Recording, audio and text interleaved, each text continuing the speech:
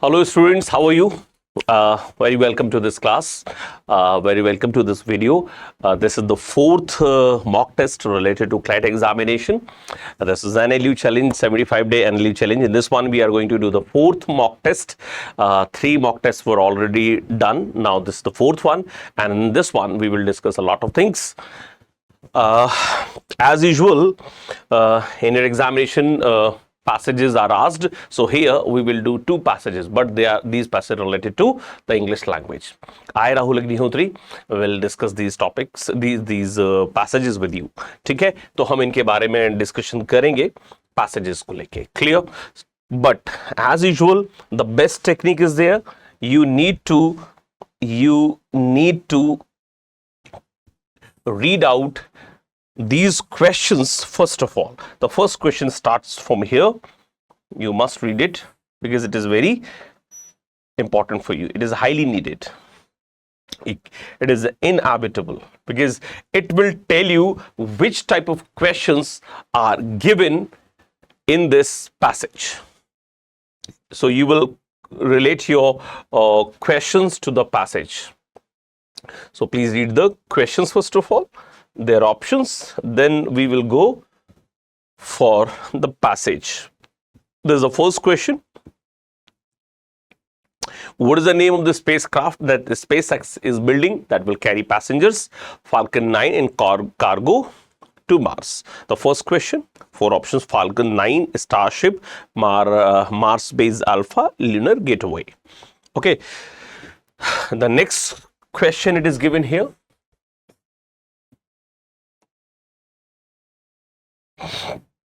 In this one, it is written, the second passage question, in this passage, the word extensive in the sentence, SpaceX plans for the red planet are not quite that extensive, is closer in the meaning too.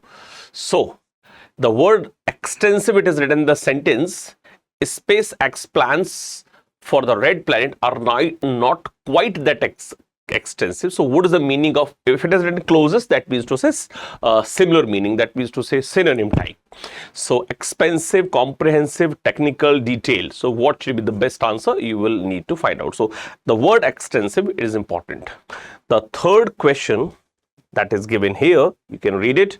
As per the passage, which rocket is used by SpaceX to send cargo to the International Space Station? So the question is there. It is talking about which rocket is used by SpaceX for cargo to the International Space Center, which is, this one is Falcon 9, Falcon Heavy, Starship. So both are right, all are right. Only 3 is right, only 2 is right, only 1 is right. So whatever you answer, you will select. But the questions like that, so it will give you the extra information related to your questions. When you read the passage, you will see wherever it comes, wherever this information comes, it is important. Please underline it. In the passage, although SpaceX has not given a timeline for its first mission to Mars, the word although means, although functions as, not means, although functions as a subordinate conjunction in introducing an adverbial clause of concession. Is it so? What is adverbial clause of concession? We will discuss during the discussion, but here you will have to read it.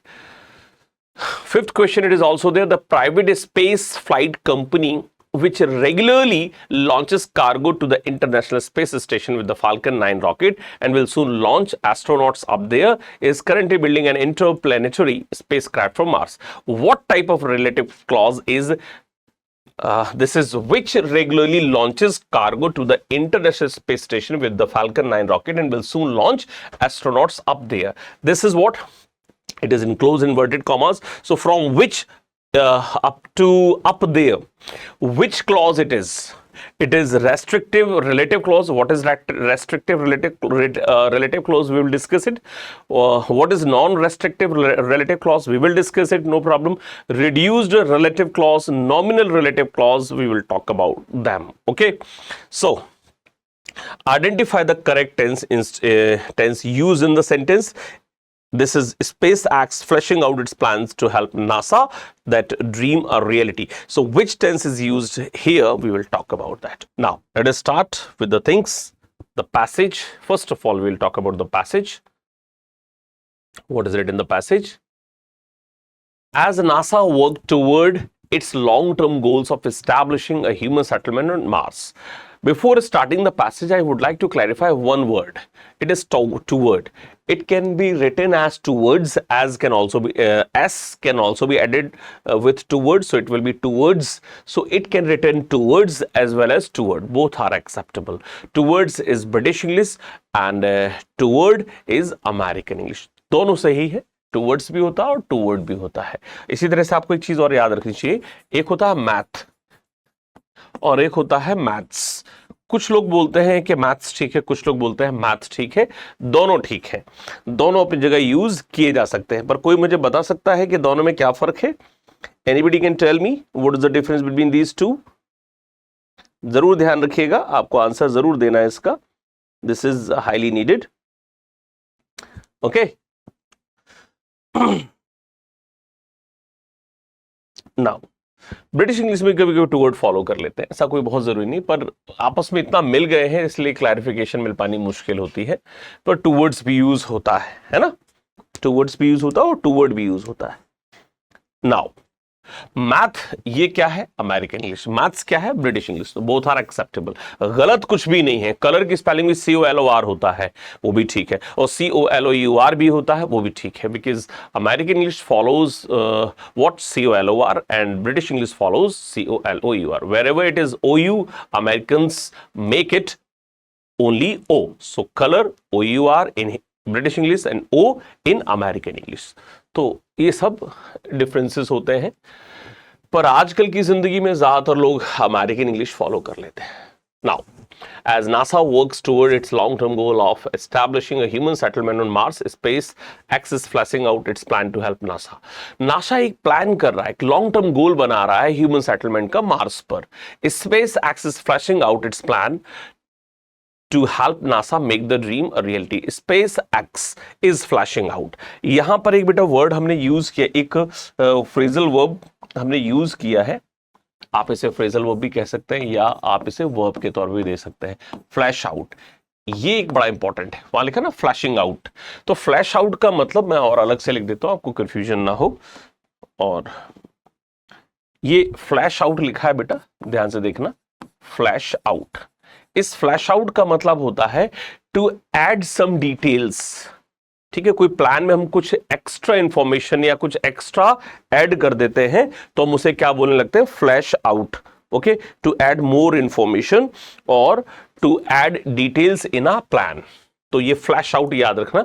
कभी कभी हम बोले तो इस तरह की English में अगर हम यूज करते हैं, I would like to flash out something in your plan, तो उसमें क्या होगा? फ्लैश आउट का मतलब आप क्या कह रहे हैं? कुछ इंफॉर्मेशन ऐड करना चाहते हैं, तो कुछ नया बोलेंगे ना तो ज्यादा अच्छा लगेगा. सामने वाला भी सोचेगा हाँ यार इसको इंग्लिश का ठीक ठाक नॉलेज है, तो वो इस चीज पर गौर करेगा, है ना?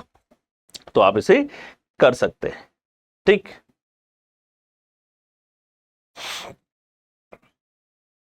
आगे चलते हैं. ठीक, तो अभी क्या है? SpaceX क्या कर रहा है? कुछ वो नासा के प्लान में कुछ और ऐड कर रहा है अपनी डिटेल्स को, इंफॉर्मेशन को, क्या करने की? नासा को हेल्प करने के लिए. किस ड्रीम को? जो वो स्पेस में मार्स पर जो ह्यूमन सेटलमेंट बनाना चाहते हैं, जो मानवीय कॉलोनी बनाना चाहते हैं, उसको वो रियलिटी बदलने के लिए जो SpaceX से मदद कर. SpaceX है किसका? एलॉन मस्क का. The private space flight company which regularly launches cargo to the international space station with the Falcon 9 rocket will soon launch astronauts up. There is currently building an interplanetary spacecraft for Mars. अब क्या है? ये private space flight company है जो cargo भेजती रहती है international space station पर. फाल्कन 9 रॉकेट, अभी हमने रॉकेट के क्वेश्चन देखा था, तो फाल्कन 9 पे याद रखिएगा.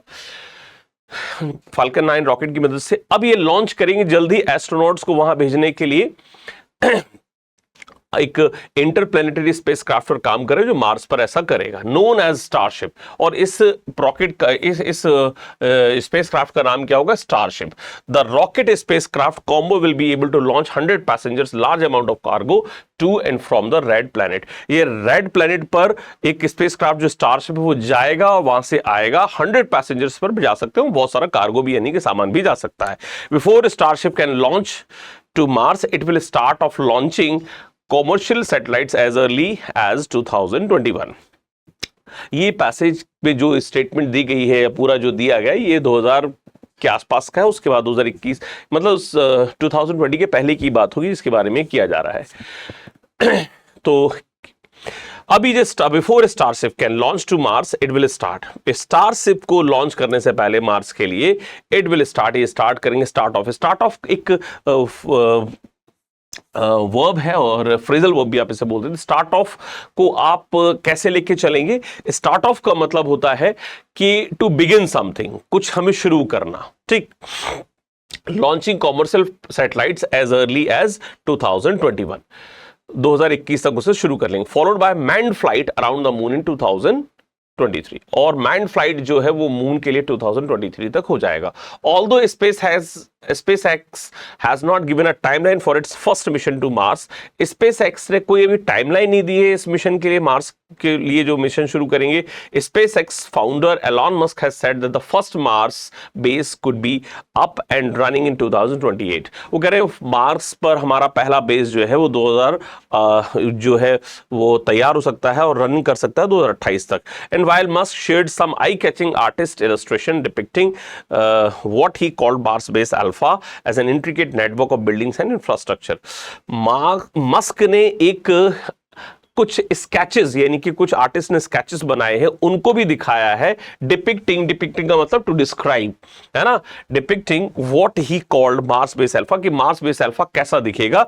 इंट्रिकेट नेटवर्क यानी कि कॉम्प्लिकेटेड नेटवर्क, है ना, बहुत कॉम्प्लेक्स, इसको कॉम्प्लेक्स इंट्रिकेट का मतलब होता है नेटवर्क दिखाया गया उसमें, बिल्डिंग्स का, इंफ्रास्ट्रक्चर का।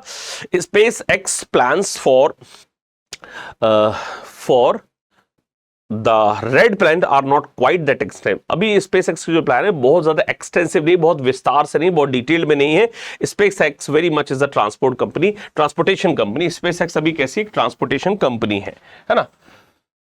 आगे, Paul Booster, the principal Mars development engineer at SpaceX, said during a speech at the Humans to Mars Summit in Washington, May। Paul Wooster ने बात कब कही है? The principal Mars development engineer said during a speech, एक human to Mars summit पर एक speech हुई Washington, उसमें उन्होंने कहा, ही उन्होंने एक्सप्लेन किया है that SpaceX plans to build whatever infrastructure necessary to support the company's Starship flights to and from Mars that could include landing pads for its very first Mars mission। उनका क्या कहना, उन्होंने एक्सप्लेन किया है कि जो इंफ्रास्ट्रक्चर जरूरी है कहां पर, रेड प्लैनेट पर, कंपनी के स्टार से फ्लाइट के लिए और वहां से आने के लिए, वहां जाने के लिए, उसमें इंक्लूड होगा landing pads for its very first Mars mission, जो इसके पहले मार्स मिशन के लिए जरूरी होगा। SpaceX will land at least 2 unmanned cargo ships on the red planet before sending any humans there. SpaceX 2 cargo ship भी भेजेगा किसी इंसान को भेजने के पहले। बूस्टर सेड, जो बूस्टर इंजीनियर उन्होंने कहा है, those cargo missions would bring supply such as life support system and power generator that first astronauts on Mars will need when they set up a camp. ये जो cargo missions हैं जो वहां पहुंचेंगे उनमें सप्लाईज होंगी कुछ ऐसी, जैसे लाइफ सपोर्ट सिस्टम होगा, पावर जनरेटर्स होंगे। जब एस्ट्रोनॉट्स वहां पहुंचेंगे तो अपना कैंप जब लगाएंगे तो उन्हें जरूरत होगी। The first unmanned Mars mission will also be tasked before confirming the presence of natural resources that can provide fuel for future 2-way missions to the red planets. वो क्या कह रहे हैं, पहला अनमार्ड मिशन भी जो है वो किया जाएगा विथ कंफर्मिंग, ये बात कंफर्म करते हुए कि वहां नेचुरल रिसोर्सेज है दैट कैन प्रोवाइड, जिससे कि वो प्रोवाइड फ्यूल किया जा सके भविष्य में 2-way मिशन, यानी कि आना जाना रेड प्लैनेट पर जो होगा उसके पहले हमें उसकी बात भी कंफर्मेशन लेनी होगी, नेचुरल रिसोर्सेज है। Booster side, SpaceX wants to use water ice from the planet's surface and carbon dioxide from the Martian atmosphere to refuel starships on Mars। SpaceX क्या करना चाहता है, वाटर आइस जो वहां पर है प्लैनेट के सरफेस पर और कार्बन डाइऑक्साइड जो है मार्शियन एटमॉस्फेयर में, उसका प्रयोग करना चाहता है रिफ्यूल करने के लिए स्टारशिप्स को मार्स पर, enabling the rockets to return to Earth, ताकि वो किस पर लौट सके, अर्थ पर लौट सके। ठीक। After those first 2 cargo missions, SpaceX will launch 2 manned missions alongside with 2 additional cargo-only flights to begin setting up a propellant production plant। अब क्या है कि 2 फर्स्ट कार्गो मिशंस होंगे, उसके बाद SpaceX 2 मैन्ड मिशन यानी कि उसमें इंसान जाएंगे, along with 2 cargo-only flights, और इसके साथ कार्गो की जो फ्लाइट्स होंगी जो सेटअप शुरू करेंगी प्रोपेलेंट प्रोडक्शन प्लांट का। प्रोपेलेंट का मतलब होता है गैस वगैरह जिसे जो प्रोपेल करता है, जो ड्राइव करता है, जो पुश करता है, ऐसा कुछ प्रोपेलेंट प्रोडक्शन वहां किया जाएगा प्लांट का। At that plant water carbon dioxide will be converted to liquid methane. उस प्लांट में क्या होगा, वाटर कार्बन डाइऑक्साइड को कन्वर्ट किया जाएगा लिक्विड मीथेन में और लिक्विड ऑक्सीजन में, which fuel the rocket engine, जो रॉकेट इंजन को फ्यूल देगा ताकि रॉकेट इंजन आगे बढ़ सके। So while SpaceX intends to set up a transportation system for humans and cargo travelling to the red planet. So SpaceX का क्या उद्देश्य है, to set up a transportation system, एक ऐसा transportation system बनाना humans के लिए और cargo के लिए जो रेड प्लैनेट में ट्रैवलिंग के दौरान काम करेगा। The company won't be building an entire Mars base on its own. Company पूरा मार्स बेस अपनी तरफ से नहीं बना रही। Musk has laid out his vision to, Musk ने एक प्लान बताया, एक विजन बताया, to create a million person colony in Mars. 1 million person की कॉलोनी बनेगी मार्स पर। But to establish the colony, SpaceX will have to work together with NASA and the agencies, international partners and other commercial space companies. तो अकेले नहीं हो सकता, space x को NASA के साथ काम करना पड़ेगा and the agencies, international partner, जो इंटरनेशनल पार्टनर्स है उनके साथ भी, और कुछ कॉमर्शियल स्पेस कंपनीज है उनके साथ मिलकर काम करना पड़ेगा। Several companies have already begun designing concepts of Mars habitat and proposed orbital outpost similar to NASA's lunar gateway. बहुत सारी कंपनीज ये सब ल्यूनर गेटवे पे अपना कुछ ना कुछ जो है डिजाइन वगैरह देती रही हैं, which could serve as a waypoint for Starship and reduce the amount of fuel needed for return trips to Earth. जो वे पॉइंट है इसका मतलब होता है एक ऐसी जगह या ऐसा कुछ जहां पर place where you stop during a journey, एक ऐसी प्लेस होती है। वे पॉइंट का मतलब होता है, ये जो वर्ड लिखा है, एक ऐसे स्थान जब आप जर्नी में रुकना चाहते हैं, कुछ ऐसा, which could be serve as a way point, जो एक ल्यूनर गेटवे बनेगा, जो कैसे काम करेगा, जब जर्नी के दौरान वहां रुक सकते हैं, reduce the amount of fuel needed for the return trips to earth, और जो फ्यूल लगेगा उसके अमाउंट को भी कुछ कम करेगा जो रिटर्न ट्रिप होगी अर्थ के लिए, जैसे कोई लोग गए वहां से लौटे। तो पैसेज बहुत सिंपल है, शुरू करते हैं इसके बारे में। पहला question, what is the name of the spacecraft that SpaceX is building that will carry passenger? What is the name Falcon 9 and cargo to Mars? क्या होगा उस स्पेसक्राफ्ट का नाम? बहुत सिंपल है बेटा, आपको समझ में आ ही गया होगा, इसका नाम है स्टारशिप। ठीक, अगला क्वेश्चन देखते हैं। In the passage, SpaceX plan for the red planet not quite extensive। तो एक्सटेंसिव का क्लोजेस्ट मीनिंग क्या है?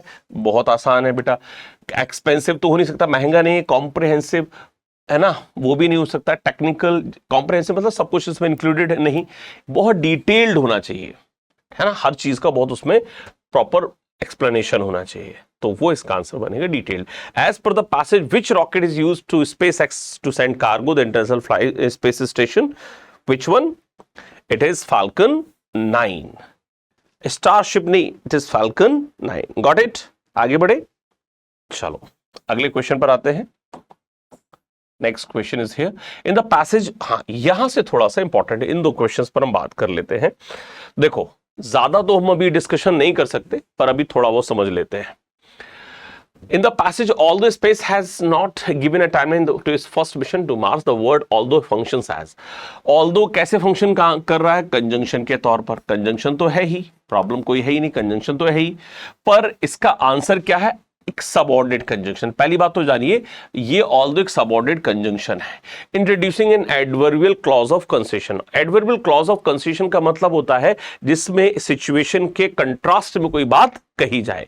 तो यहां पर क्या कंट्रास्ट है कि स्पेस एक्स ने कोई टाइमलाइन नहीं दी है टू इस फर्स्ट मिशन टू मार्स, तो यहां पर आगे भी कुछ होगा जो उसके जो सिचुएशन के कॉन्ट्ररी या उसके कंट्रास्ट में कुछ कहा जा रहा होगा। तो ऑल्दो है, इवन दो है, इस तरह की जो चीजें, डिस्पाइट वगैरह इनका यूज करते हैं ना, तो हम सिचुएशन को कैसा दिखाते हैं कि सिचुएशन कंट्रास्ट में है, ऐसा भी है फिर भी ऐसा हो रहा है, तो वो एडवर्बियल क्लॉज ऑफ कंसेशन कहलाता है जब हम कंट्रास्ट में कोई बात करें। इसलिए आंसर ये होगा। एडवर्ब ऑफ टाइम क्या होता है? जो टाइम की बात करे, जैसे नाउ, जैसे देन, THEN, जैसे अगो, ये सब क्या होता है? एडवर्ब ऑफ टाइम होते हैं। कोऑर्डिनेटिंग कंजंक्शन क्या होता है? जनरली हम फैन बॉय की तरह लिखते हैं coordinating conjunctions, fan boys. F का मतलब फॉर का मतलब जब कंजंक्शन के तौर पर यूज होता है तो it is called because. A का मतलब and, N means N is meant to, nor, B for but, O for or, Y for yet, yet means to say nevertheless, फिर भी, और एस फॉर सो। तो ये क्या है, क्वाड्रेटिक कंजंक्शंस होते हैं। एंड एडवर्ब ऑफ मैनर, ये कार्य का तरीका बता, it talks about the method. Suppose he walks, तो ही वॉक्स वो कैसे चलता है, जो ये वर्ड बताएगा वो एडवर्ब ऑफ मैनर कहलाएगा। ही वॉक्स स्लोली, तो स्लोली क्या है, adverb of manner. The way of his walking is slow. So he walks in which way? Slowly. Slowly manner बता रहा है। तो बहुत तरह के होता है, adverb of manner होता है, adverb of time होता है, adverb of place होता है, adverb of frequency होता है, बहुत सारे होते हैं। बहुत सारे मतलब इतने नहीं होते कि 100-150 हो। हाँ, कुछ किताबें इसको 10 दिखा देती है, कुछ किताबें इसको 12 दिखाती है, कुछ 8 दिखाती है, तो इस तरह से होते हैं ये, है ना। चलिए आगे चलते हैं। सो एडवर्ब सबऑर्डिनेट कंजंक्शन इसका आंसर था। नेक्स्ट क्वेश्चन अपने पास है, the private space flight company which regularly launches cargo to the inter space station with the Falcon 9 rocket will soon launch astronauts up there is currently building an interplanetary spacecraft for Mars. What type of relative clause is which regularly launches cargo to the international space station with the Falcon 9 rocket will soon launch astronauts up there. तो ये पूछ रहा है what type of relative clause is. तो समझ लीजिए ये सारे क्लॉजेस होते क्या है। रेस्ट्रिक्टिव रिलेटिव क्लॉज क्या होता है, ये ऐसा होता है कि पहली बात तो रिलेटिव क्लॉज समझो, ठीक है। ये दोनों सेंटेंसेस को जोड़ देते हैं, कुछ ऐसे वर्ड्स आते हैं जो दोनों सेंटेंसेस को जोड़ देते हैं। इसमें जो बीच में एक वर्ड रखा जाता है, डब्लिश फैमिली का ज्यादातर होता है, दैट भी कभी कभी यूज किया जाता है।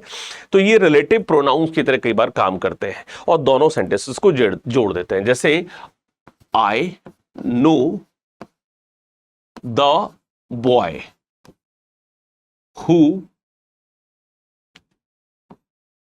betrays you। बिट्रे का मतलब धोखा करना, जो तुम्हारे साथ धोखा करता है मैं उस लड़के को जानता हूं। तो who betrays you इस सेंटेंस में आप ऐसे भी लिख सकते हैं I know the boy who betrays you, इस तरह का सेंटेंस है जैसे, ठीक है। या ऐसे भी लिख सकते हैं the book which is very costly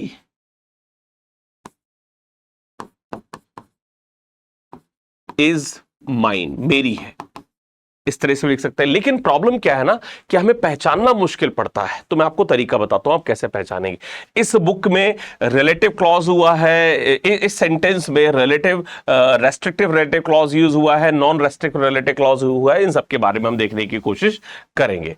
तो बहुत इस सेंटेंस इसी तरह से बनते हैं। तो अब देखते हैं हम रेस्ट्रिक्टिव रिलेटिव क्लॉज कैसा होता है। बहुत आसान है। जैसे मैंने कहा I need a pen, I need a pen that is very costly। तो I need a pen, तो जब मैं लिखूंगा I need a pen that is very costly, तो इसमें ये जो है रेस्ट्रिक्टिव रिलेटिव क्लॉज बन जाएगा। ये आगे डिफाइन कर रहा है पेन को, ठीक है। नॉन रेस्ट्रिक्टिव क्लॉज कैसे होता है, अभी हमने एक सेंटेंस लिखा था, the book which you have is very costly। और इसमें खास बात भी हो जाती है, यहां पर हम इसमें क्या कर देते हैं, कॉमा लगा देते हैं, या ऐसे इन्वर्टेड कॉमा में डाल देते हैं, ऐसा भी कर देते हैं। तो ध्यान देना है क्या कि ये जो है the book which you have is very costly, ये जो लिखा हुआ है, अगर मैं विच यू हैव हटा दूं तो भी सेंटेंस में कोई खास फर्क नहीं पड़ता है। तो ध्यान रखना, अगर कॉमा के साथ हो और सेंटेंस में उसको हटा देने पर कोई बहुत ज्यादा जो है सेंटेंस के ग्रामेटिकल पोर्शन पर कोई फर्क नहीं पड़ता, उसकी ग्रामेटिकल अंडरस्टैंडिंग पर कोई फर्क नहीं पड़ता, तो हम उसे नॉन रेस्ट्रिक्टिव क्लॉज के तौर पर देखेंगे, नॉन डिफाइनिंग क्लॉज के तौर पर देखेंगे, क्योंकि ये इन्वर्टेड कॉमास में अटैच्ड है ये सेंटेंस। तो विच क्या बना, नॉन रेस्ट्रिक्टिव रिलेटिव क्लॉज। मैं आपको बहुत कुछ और ही बताना चाहता हूं, पर इसमें इतना ही बता सकता हूं क्योंकि बस टाइम कम होता है। तो एक बार इसे देख लीजिए आप, फिर हम इसको करते हैं। समझ में आ रही है मेरी बात? नॉन रेस्ट्रिक्टिव क्लॉज और रेस्ट्रिक्टिव क्लॉज के बारे में, ठीक। समझ पा रहे हैं? ये whom, which, whose, इन सबसे ज्यादातर शुरू होता है, दैट वगैरह भी इसमें यूज हो जाता है, ठीक। इसमें हाँ, और एक बात और, रिलेटिव क्लॉज जो लिख रहे हैं ना रेस्ट्रिक्टिव, इसमें कॉमा का यूज नहीं होता। नॉन रेस्ट्रिक्टिव रिलेटिव क्लॉज में कॉमा का यूज होता है, तो इससे भी आप समझ सकते हैं। तो एक बार इसे देखिए,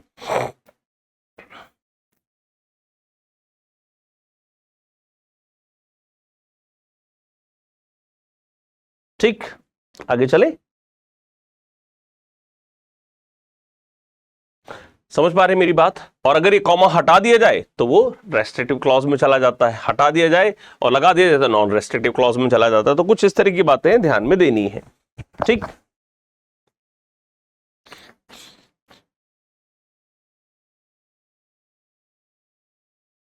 आगे चले, इसमें कौन सा self space x is flashing out, तो ये बहुत सिंपल है, प्रेजेंट कॉन्टिन्यूअस इसमें यूज हो रहा है। आगे चले, अगली बात पर आइए। अब हमारे पास अगला पैसेज है, तो इन पैसेज में थोड़ा सा टाइम तो लगता ही है, पर हम इन्हें अच्छे से कर पाते हैं। So first question is there, what is the main conflict Isabella faces in the passage. Isabella कौन सा कॉन्फ्लिक्ट है जो पैसेज में फील कर रही है। Which literary device is most prominent in the line? The silence of the fields felt like invisible chains binding her spirit. तो ये मेटाफर है, सिमिली, हाइपरबोल है, बोले है, पर्सनिफिकेशन है, हम डिसाइड करेंगे। And the next question that is here, it is which word functions as adverb frequency in the passage? Confident, already, destiny, secure, ठीक है। और find the sentence with correct subject verb agreement, तो इनमें से कहां verb सही लगी है, गलत लगी है, सब्जेक्ट के अकॉर्डिंग ये फाइंड आउट करना है। और 11th क्वेश्चन है, she longed for the city, it's noise, its opportunity, its endless stream of people whose stories is she could never fully know. The word longed most nearly means yearned, desired. What is antonym? तो long का मतलब होता है हम highly Dzire करते हैं किसी चीज को, तो इसका उल्टा क्या है वो बताना है, एंटोनिम। और last question, spot the compound noun for the passage. बहुत सिंपल है बात, है ना।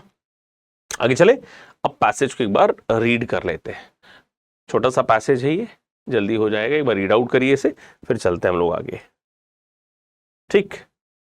ये कहानी इजाबेला एक बच्ची है उसके बारे में है।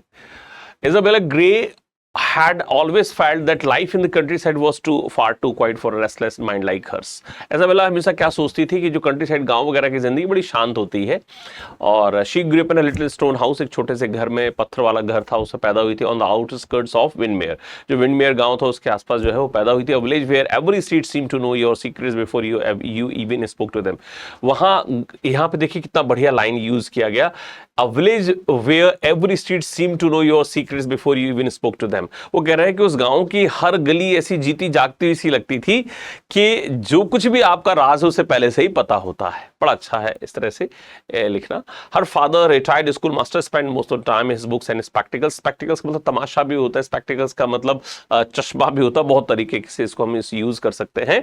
तो हर फादर जो स्कूल मास्टर थे वो अपना ज्यादातर दिन किताबों या तमाशों में या इस तरह के जो कार्यक्रम करते हैं उसमें बिजी रहते थे। While her mother occupied herself tending to the garden, उसकी माँ जो है गार्डन में बिजी रहती थी। टेंडिंग का मतलब होता है जिसको हम जो कोई काम करते हैं ना, often usually often we do something, है ना, या कोई चीज अक्सर होती रहती है उसी को हम करते हैं। For Isabella the silence of the fields, the unchanging rhythm of the reasons and the constant repetition of village gossips felt like invisible chains. अब देखो यही बात लाइन पूछी है, फेल्ट लाइक आ गया ना, लाइक और एज आ गया तो मेटाफर बना कि सिमिली बना, तो हमें ध्यान देना है। लाइक और एज आने पर हम सिमिली की तरफ जाते हैं। Invisible chains binding her spirit. अब क्या होता है, इजाबेला को जो खेत वगैरह थे उनकी शांति और लगातार सीजन्स का आना जाना जैसे होता रहता है, कांस्टेंट रिपीटिशन, गांव की जो गॉसिप से बार बार होती रहती है वही सारी, एक इनविजिबल चेन, यानी कि उसने बांध रखा था उसको। She long for the city, it's noise, वो उसका आकर्षण सिटी की तरफ था। कैसा, वो उसकी डिजायर थी उस शहरों को देखने की, उनका शोर सुनने की, उसमें जो अपॉर्चुनिटीज हैं उसके लिए। It's endless stream of people, जहां बहुत सारे लोग होते, whose story she could never fully know, जिनकी कहानियां वो हमेशा नहीं जान सकती। At the as of 19 when most young women in Windmere were already engaged of preparing to settle into lives of domesticity, Isabella refused to yield the expected path. जब 19 की उम्र में जहां गांव की अन्य लड़कियां जो है शादी करके घर बसाना चाहती हैं, इस तरह से काम को आगे बढ़ा रही हैं अपने, इजाबेला की जिंदगी किसी और रास्ते पर चल रही है। वो किसी और अनएक्सपेक्टेड जो किसी और पाथ पर जा रही है, उसने उस जो जहां वो सारी लड़कियां जैसा काम करे उसको उसने रिजेक्ट कर दिया कि नहीं वो कुछ और करेगी। हर friends often reminded that she was different. उसकी दोस्त अक्सर उससे कहती थी वो कुछ अलग है। दो they said it half admiration half criticism. हालांकि वे बात जो कहती थी उसमें आधा क्रिटिसिज्म भी होता था, आधी उसकी एडमायरेशन इन तारीफ भी होती थी। One evening while walking near the river bank, अब एक शाम को रिवर बैंक के पास, रिवर बैंक यहाँ पे रिवर और बैंक दोनों को जोड़ते तो कंपाउंड टाउन बन गया, तो रिवर बैंक के पास जो है वो टहल रही थी तो वहां उसे एक व्यक्ति मिले, उनका नाम क्या था, mister Charles Linton. A gentleman recently return from, जो लंदन से आया था हाल ही में। ही वाज टॉल, लंबा था, कॉन्फिडेंट, विश्वास से भरा था, and possessed the air of someone who had seen far more of the world than Windmere could ever offer. तो इस पूरी लाइन का है कि उसको कुछ जानकारी ज्यादा थी विंडमेयर में, जो उसको पता चल सकता उससे कहीं ज्यादा वो दुनिया के बारे में जानता था। The conversation begin use casually about books. पहले शुरुआत कैसे हुई बातचीत की, किताबों के बारे, म्यूजिक के बारे में, उसकी जो स्ट्रेंज हैबिट्स होती है गांव के लोगों की उसके बारे में। लेकिन but soon they Guru deeper, लेकिन उसके बाद बहुत गहन जो है बातों पर डिस्कशन करने लगे। Charles spoke the bustling theatres of London, busy theatre, bustling मतलब बिजी थिएटर्स ऑफ लंदन के बारे में बात करने लगा। डिबेट्स ऑफ पार्लियामेंट पर डिबेट होने लगी, नए आइडियाज पर बात होने लगी जो पूरे अक्रॉस यूरोप में, पूरे यूरोप में फैले थे। Isabella listened with rapt attention, पूरे रैप्ट का मतलब सो इंटरेस्टेड, पूरे अटेंशन के साथ उसे सुना। Her mind painting vivid pictures, इसका विविड का मतलब light and clear, light and bright pictures उसके दिमाग में, उसके दिमाग ने वैसे पिक्चर्स पेंट करने शुरू कर दिए कि वो लंदन कैसा दिखता होगा, दुनिया कैसी दिखती होगी जिसने उसे कभी नहीं देखा था। But it was not merely the city he spoke of that fascinated her, लेकिन सिर्फ सिटी के बारे में था जिसके बारे में वो लिंटन ने उसको बताया था, जो उसने आकर्षित करती थी, फैसिनेट करता, आकर्षित करना। It was the way he carried himself as though he belong to a grander narrative than Windmere could contain. Windmere में जो कुछ भी होता था, जो भी चीजें थी, उससे कहीं ज्यादा उस व्यक्ति ने उसको बहुत ही विस्तार से वो और बहुत ही ग्रांड तरीके से समझाया था, बताई थी चीजें। ग्रैंडर का मतलब होता है वेरी इंपॉर्टेंट है, more important than anything. She wondered whether his sudden arrival was coincident in destiny. वो भाई इस बात का ताज्जुब हो रहा था उसे कि उसका उस व्यक्ति से मिलना, क्लिंटन से मिलना एक कोइंसिडेंस था या कोई डेस्टिनी थी उसके जीवन की। Her parents however were cautious, लेकिन उसके जो पेरेंट्स थे बड़े कॉशियस थे। They reminded Isabella that strangers charm could be fleeting. Stranger का चार्म हो सकता है वो कुछ समय का ही हो सकता है, ज्यादा समय नहीं चलेगा। And the village life दो डल वॉज एटलीस्ट सिक्योर, लेकिन जो गांव की जिंदगी है बोरिंग तो होती है, डल भी होती है, लेकिन सिक्योर है। Over the next few weeks Isabella internal conflict grew sharper. अब जो इजाबेला के अंदर जो इंटरनल कॉन्फ्लिक्ट था कि वो दुनिया देखे या अपने गांव में रहे, इस तरह का कॉन्फ्लिक्ट था, वो और ज्यादा गहराता गया। On one hand the life she knew predictable, sheltered, bound by custom. एक तरफ तो जो गांव का जीवन था जिसमें कस्टम्स थे, सब कुछ प्रेडिक्टेबल था कि क्या होना लाइफ में। ऑन द अदर, और दूसरी तरफ क्या था, लाइफ शी इमेजिन, जो उसने इमेजिन की थी, uncertain but brimming with promise. Brimming मतलब फुल ऑफ, जो प्रॉमिसेस से भरी हुई थी। Charles seem to represent the second path. Charles ऐसा दिख रहा था जो सेकंड पाथ की तरफ रास्ता दिखा रहा है उसे। Standing at the as of her imagination, beckoning her forward. Beckoning का मतलब होता है जैसे हम बोलते हैं ना, कोई सिग्नल वगैरह देना। तो चार्ल्स दूसरी तरफ बैठा हुआ था उस पाथ पर जो उसे इस तरह का सिग्नल दे रहा था, उसकी इमेजिनेशंस को जो है वो बता रहा था कि हाँ ऐसा हो सकता है। तो the choice she knew would not be without cost. उसे पता था ये जो चॉइस वो सेकंड पाथ की है, इसके लिए उसे कीमत चुकानी पड़ेगी। If she followed her heart she risk disappointing her. अगर वो अपने दिल की बात सुनती तो अपने फैमिली को निराश करेगी। Severing herself from the only home she had ever known. अपने घर से भी उसका रिश्ता टूट सकता है, नाता टूट सकता है। If she stayed she risk living the rest of her days wondering what might have been. अगर वह रुकती है, शी रिस्क, तो वह खतरा रहता है living the rest of her days, उसकी जिंदगी के जितने भी दिन है, wondering what might have been, के आगे क्या हो सकता है। That evening The bells of Windermere Church echoed across the valley. उस शाम को जब विंडमेयर चर्च की जो घंटियां हैं वो बजी पूरी वैली में। इजाबेला ने छूट दबी हुई आवाज अपने आप से कहा, Perhaps courage is nothing more than stepping into the unknown. Perhaps जो courage का मतलब कुछ ऐसा ही होता है कि जो अननोन चीजों के लिए शुरुआत करना। So what is the main conflict in Isabella's mind? choosing between two suitors, choosing between city life and village life, choosing whether study further or not, choosing between her mother's wishes, and simple, it is what? Choosing between city life and village life. Which literary device most prominent in the silence of the field felt like invisible? तो simile की तरफ चलेंगे हम लोग। अगर ये इतना ही देखा जाए तो मेटाफर हो जाएगा ये, है ना। तो फेल्ट लाइक ना होता तो हम मेटाफर की तरफ चले जाते। हाइपरबोलिक क्या होता? किसी चीज को बढ़ा चढ़ा कर कहना। और पर्सोनिफिकेशन क्या होता है? हम लिविंग बीइंग की तरह, नॉन लिविंग को लिविंग बीइंग की तरह ट्रीट करने लगते हैं, है ना। Which word functions on adverb frequency? Adverb frequency यानी कि किसी भी काम की फ्रीक्वेंसी। तो इसके लिए हमारे पास कॉन्फिडेंट, कॉन्फिडेंट तो एडजेक्टिव है, ये हो नहीं सकता, ठीक है। डेस्टिनी नाउन है, ये हो नहीं सकता। सिक्योर वर्ब भी है और एडजेक्टिव भी, ये भी नहीं हो सकता। Already is an adverb of frequency. The answer is already. जैसे I had already done it. तो verb के साथ आ रहा है, verb की क्वालिटी को डिस्क्राइब कर रहा है। Find the sentence with correct subject verb agreement. Subject verb agreement का मतलब होता है verb subject के अकॉर्डिंग है या नहीं। अब यहां पर the silence of the field, ये silence हो गया। ये एक्चुअली प्रपोजिशन आपको पहले ही बताया था, प्रपोजिशन के पहले एग्जैक्ट सब्जेक्ट होता है, साइलेंस सिंगुलर है, और एंड के बाद गॉसिप। तो दो हो गए, तो यहां पे वॉज नहीं आना चाहिए था, वर आना चाहिए, तो ये गलत हो गया। यहां silence of the fields along with अगर हो, एज वेल एज हो, अगर ऐसा कुछ दिया हो तो जो पहले वाला होता है वही वास्तविक सब्जेक्ट होता है। तो इस हिसाब से देखा जाए तो वॉज होना चाहिए था, तो यहां पर वर है, तो ये भी गलत हो गए, ये भी गलत हो गए। तो बेस्ट हमारे पास क्या है? साइलेंस एंड द गॉसिप, उनके लिए वर। तो आंसर क्या बनेगा? B for Bombay. As well as along with आ जाए तो पहले वाला ही एक्चुअल सब्जेक्ट होता है। जैसे Rohan along with his friends is going to Shimla, तो रोहन के अकॉर्डिंग में वर्ब लगानी पड़ेगी, अलॉन्ग विथ लगा। एज वेल एज में भी यही है, लेकिन अगर लिखा है Rohan and his friends is going तो गलत है, तो Rohan and his friends are going लिखना पड़ेगा। She longed for the city, long का मतलब डिजायर होता है, क्रेव, विश, ये सब, तो इसका उल्टा ड्रेडेड।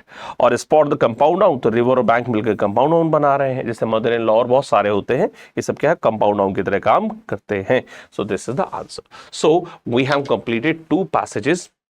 In these passages मैंने आपको relative clause, non-relative clause, restrictive relative clause, non-restrictive relative clause के बारे में कुछ जानकारी दी है। बहुत कुछ अभी भी उसमें बताना बाकी है, 5वां हम इसके बाद करेंगे। So thank you being with me. Love you all my dear children. Thank you. Without you I am nothing. So please admire if you find something important, if you find something extraordinary. Drishti is nothing without you.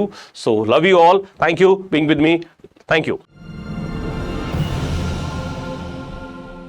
Hello everyone, welcome to Drishti judiciary CLAT programme, और मैं हूं आपका general awareness mentor Shashank. स्वागत है आप सभी का mock test 4 के डिस्कशन सेशन में। तो फ्रेंड्स, क्लैट में अब बहुत ज़्यादा दिन बचे नहीं हैं। 7 दिसंबर को एग्जाम होने वाला है फ्रॉम 2 to 4 PM। और दोस्तों, हम लोग डिस्कस कर रहे हैं 75 डेज क्लैट चैलेंज प्रोग्राम का मॉक टेस्ट 4। दोस्तों, मैं जनरल अवेयरनेस की बात करूं तो जनरल अवेयरनेस, जैसा आप जानते हैं कि जो क्वेश्चन आता है वो पैसेज बेस्ड आता है। पैसेज होता है और उस पर बेस्ड 4 to 5 क्वेश्चंस होते हैं। और मेरे कई सारे स्टूडेंट्स को लगता है क्या है कि ये पैसेज रीडिंग एंड कॉम्प्रिहेंशन का पैसेज है, कि हमें इस पैसेज को पढ़ना उसके बाद आंसर करना है। अगर आप ये समझते हैं कि ये आरसी का पैसेज है तो फ्रेंड्स आप बिल्कुल गलत हैं। ये बिल्कुल भी आरसी का पैसेज नहीं है।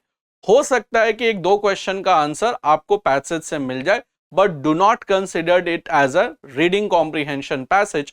ये बेसिकली एक इन्फ्रेंशियल पैसेज होता है। इस पैसेज को आप पढ़कर ये समझ जाएंगे कि what this passage is talking about, और इस पर बेस्ड 5 क्वेश्चन नहीं होता। ये बिल्कुल अलग सा क्वेश्चन होता है, जो इस पैसेज से कई बार एक भी क्वेश्चन का आंसर नहीं मिलता। लास्ट ईयर जो क्लैट 2024-25 का पेपर हुआ था, उसमें दोस्तों 1-2 पैसेजेस में 2 क्वेश्चन मिल गए थे, पैसेज से ही उनका आंसर मिल गया था। But do not considered it as a RC passage, it's a inferential passage. और जो क्वेश्चंस इस पर बेस्ड होते हैं वो आपके जनरल नॉलेज और जो आपने जनरल अवेयरनेस और करंट अफेयर्स को इन डेप्थ पढ़ा है उस पर बेस्ड होता है। तो प्लीज मैं आपसे हमेशा रिक्वेस्ट करता हूं कि do not take it as a RC passage. It may be possible that you may find 1 question और 2 questions from this passage, but that does not mean कि it's a reading comprehension and just you have to read the passage and answer the question. It is not like this. So it's a completely inferential passage, और जो आपने previously GK और current affairs पढ़ा है ये passage उस पर based होता है। तो फ्रेंड्स, जो पहला पैसेज है जीके एंड करंट अफेयर्स का, इसमें दोस्तों ये जो पैसेज है, this passage is talking about PM MY, that is प्रधानमंत्री मुद्रा योजना। तो ये पैसेज डिस्कस कर रहा है पीएमएमवाई को, प्रधानमंत्री मुद्रा योजना को। अब देखो प्रधानमंत्री मुद्रा योजना के बारे में पूरा का पूरा लाइन है, ऑलमोस्ट 250 वर्ड्स से 300 वर्ड्स तक का पैसेज होता है मैक्सिमम। तो पैसेज अराउंड 150 टू 200 वर्ड्स भी हो सकता है, मैक्स टू मैक्स 250 वर्ड्स का पैसेज होता है। तो चलिए देखते हैं कि इस पर क्या क्वेश्चन बेस्ड है। और ये कोई भी दोस्तों जरूरी नहीं है कि ये जो क्वेश्चन हो ये इसी पैसेज पर हो, एक आध का आंसर मिल गया then you are lucky enough. So let's see the first question. The first question is कि व्हेन प्रधानमंत्री मुद्रा योजना लॉन्च्ड। अब देखो यहां इस पैसेज में देखो, पूरे पैसेज को दोस्तों जब आप पढ़ोगे तो कहीं भी आपको पीएमएमवाई लॉन्च कब हुआ इसके बारे में कोई जानकारी नहीं मिलेगी, कि पीएमएमवाई लॉन्च कब हुआ इसके बारे में कोई जानकारी आपको नहीं मिलेगी। तो भाई अब क्वेश्चन बनेगा कैसे? तो क्वेश्चन बनेगा आपके previous GK and current affairs के नॉलेज से। क्योंकि प्रधानमंत्री मुद्रा योजना अपने 10 इयर्स कंप्लीट कर रहा है, यानी एक डेकेड कंप्लीट कर रहा है, इस वजह से ये न्यूज में था। तो basically this programme is completing its 10 years of inception. So 10 years of inception है, इस वजह से ये आपका न्यूज में है। अब देखो यहां पर अब आ जाते हैं पीएमएमवाई पे। तो व्हेन प्रधानमंत्री मुद्रा योजना लॉन्च। अब देखो प्रधानमंत्री मुद्रा योजना अब 10 साल पहले हुआ था, तो भाई यहां पर 3 ऑप्शंस तो 2015 में शुरू होना चाहिए था। बीसीडी में 2015 है और एक है 2014, तो 2014 का तो कोई लॉजिक बनता नहीं है, 2015 से 25 10 साल हो जाएगा। अब इसका आंसर कैसे करेंगे? अब ध्यान रखना फ्रेंड्स कि जनरली जो योजनाएं जो बजट में इंट्रोड्यूस होती हैं वो अप्रैल मंथ से ही इंप्लीमेंट होता है, क्योंकि बजट अप्रैल मंथ से इंप्लीमेंट होता है। पास होने में हालांकि मई जून तक जाता है, पास होने में बजट के टाइम लगता है, बट बजट इंप्लीमेंट कब से होता है? तो वो 1 अप्रैल से इंप्लीमेंट होता है। तो दोस्तों हमेशा जो भी प्रोग्राम्स वगैरह होती हैं गवर्नमेंट ऑफ इंडिया की, वो जनरली अप्रैल मंथ में मैक्सिमम, सारे प्रोग्राम्स नहीं, मैक्सिमम प्रोग्राम अप्रैल मंथ से ही इंप्लीमेंट होती है, अगर उनको अनाउंस किया गया है बजट में। तो बजट में अगर अनाउंस कर दिया गया है तो जनरली अप्रैल मंथ से ही एप्लीकेबल हो जाता है। तो दोस्तों जो यह अप्रैल मंथ वाला एक ही ऑप्शन है, दैट इज 8 अप्रैल 2015। तो करेक्ट आंसर क्या होगा friends? 8 April 2015। This will be your correct answer. So correct answer क्या होगा? 8 अप्रैल 2015। तो हमने इसको करा क्या कि थोड़ा कॉमन सेंस से अप्लाई किया और थोड़ा अपने प्रीवियस नॉलेज से। नाउ व्हाट डज दिस मुद्रा स्टैंड फॉर? तो मुद्रा का फुल फॉर्म पूछा है, क्योंकि मुद्रा आप देख रहे हो कि कैपिटल लेटर में है, तो ये एक एक्रोनिम है। अब देखो यहां पर मुद्रा का कहीं पर डायरेक्टली मुद्रा का फुल फॉर्म नहीं लिखा हुआ है कि भाई क्या फुल फॉर्म है मुद्रा का, मुद्रा बैंक लिखा हुआ है, सारी चीजें लिखी हुई है, बट मुद्रा का फुल फॉर्म नहीं लिखा हुआ। तो भाई मुद्रा का फुल फॉर्म आपने पढ़ा भी है अपने रेगुलर सेशन में कि micro unit development and refinance agency. So it's a micro unit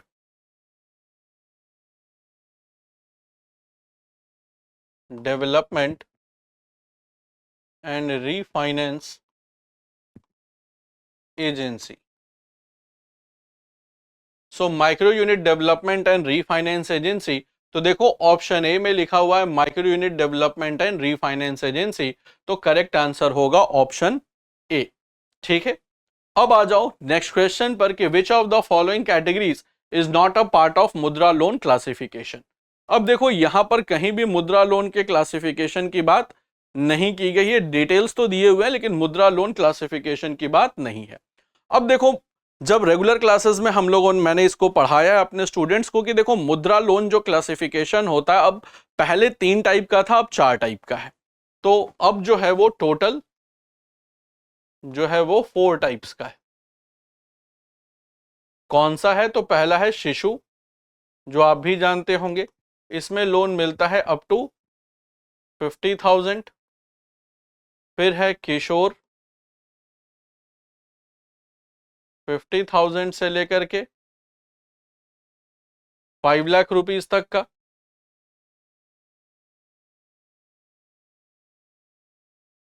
फिर है तरुण, जो 5 लाख से है 10 लाख। और ध्यान रखना एक तरुण प्लस आया है, जो 10 लाख से लेकर के 20 लाख तक का है, 10 लाख से लेकर के 20 लाख तक का है, तो ये तरुण प्लस है। तो भाई इसमें कोई है शिशु, किशोर, तरुण, युवा तो कोई है ही नहीं। तो करेक्ट आंसर क्या होगा, पूछ रहा है नॉट द पार्ट, यहां पूछ रहा है नॉट द पार्ट, तो नॉट द पार्ट में क्या होगा, युवा। Now which sector is primarily target under PMMY।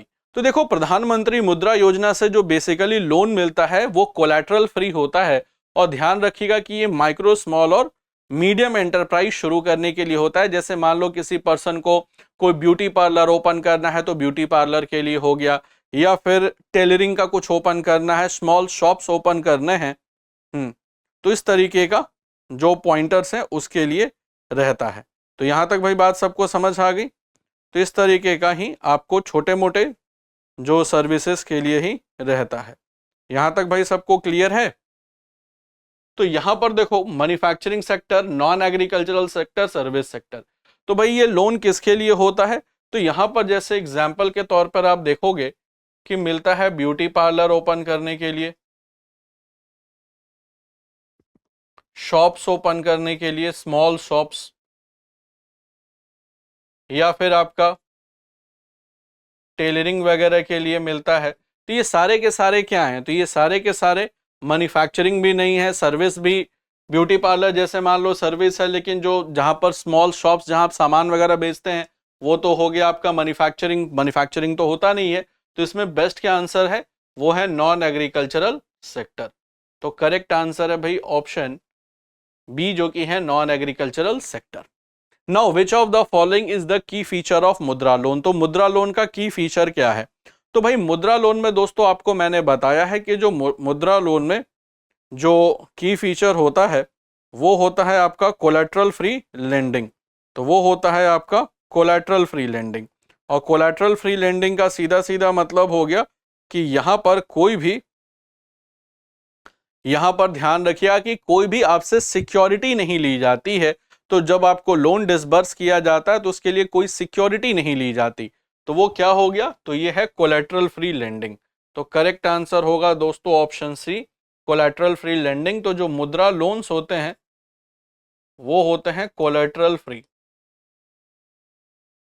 यानी बैंक इन लोन को देने के बदले कोई आपसे सिक्योरिटी नहीं लेता, तो उसी को कोलैटरल फ्री कहते हैं। ठीक है, इसके बाद दोस्तों नेक्स्ट है कि what was the main objective of Pradhan Mantri Mudra Yojana when it was launch. To provide subsidies to the agricultural equipments, बिल्कुल नहीं। To deliver collateral free institutional credit to micro and small enterprises, to reduce cooperative tax on large industries, के लिए तो भाई है ही नहीं। To promote digital payment in rural areas, not, it is not there. तो करेक्ट आंसर क्या होगा दोस्तों, वो होगा ऑप्शन बी। करेक्ट आंसर होगा ऑप्शन बी कि to provide the collateral free lending. तो यहां पर आपने देखा कि एक भी क्वेश्चन का दोस्त आपको आंसर पैसेज से नहीं मिला। तो पैसेज मैंने कहा था ये इन्फ्रेंशियल है, सॉल्व कैसे होगा, आपके जीके और करंट अफेयर्स के नॉलेज से, जो आपने during the classroom, during the session आपने अक्वायर किया है उसी से।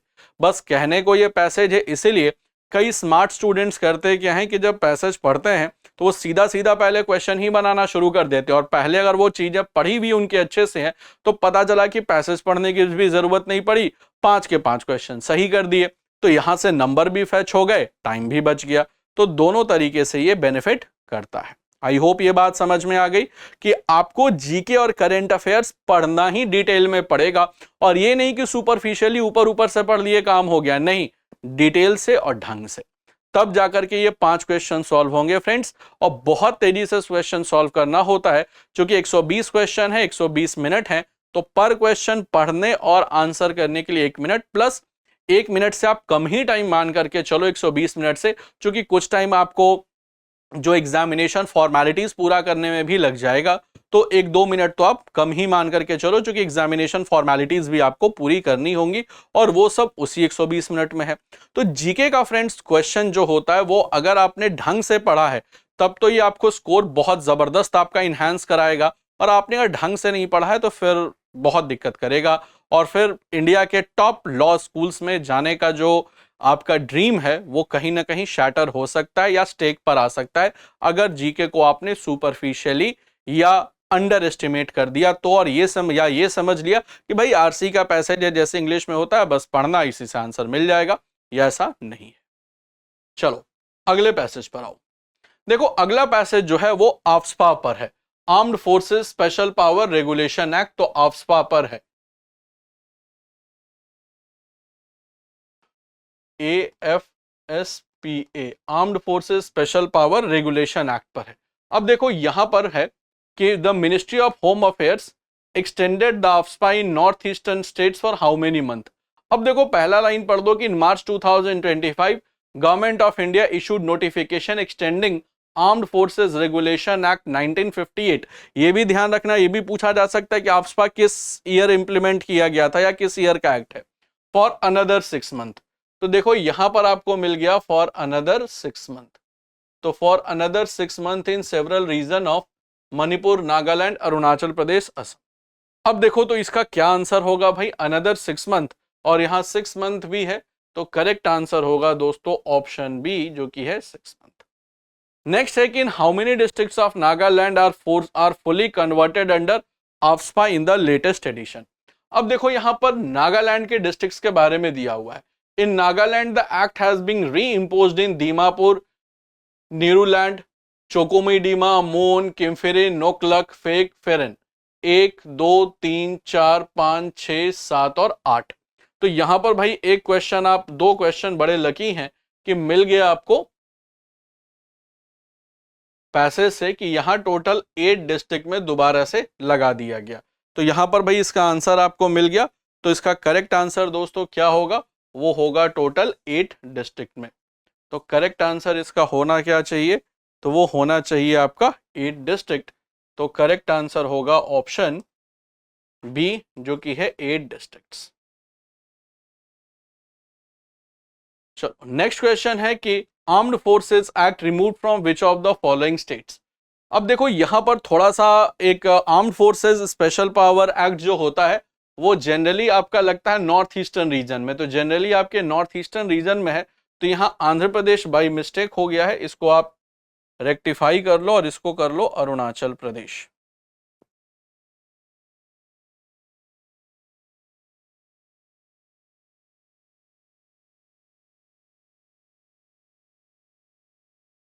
अरुणाचल प्रदेश, मेघालय, नागालैंड एंड असम। तो अरुणाचल प्रदेश, मेघालय, नागालैंड एंड असम। अब यहां पर दोस्तों ध्यान रखिएगा कि जनरली जो होता है वो आपके बॉर्डर एरियाज में ही लगाया जाता है, और इसमें मेघालय में ये हटा दिया गया था। तो करेक्ट आंसर इसका होगा ऑप्शन बी, जो कि है मेघालय। बाकी जितने भी बॉर्डर एरियाज हैं वहां पर आफ्स्पा लगा रहता है, जो खास करके सोफिस्टिकेटेड एरियाज हैं। इसके बाद है what is the primary objective of AFSPA, economic development in disturb area, conferring special power to the armed forces in disturbed areas, administrative control of the north eastern state, border security management. तो इसका दोस्तों जो correct answer होगा वो होगा option B. तो correct answer इसका होगा ऑप्शन बी, करेक्ट आंसर होगा option B. I hope it is clear to all of you कि यहां पर दोस्तों आपको 2 क्वेश्चन मिल गए आपके पहले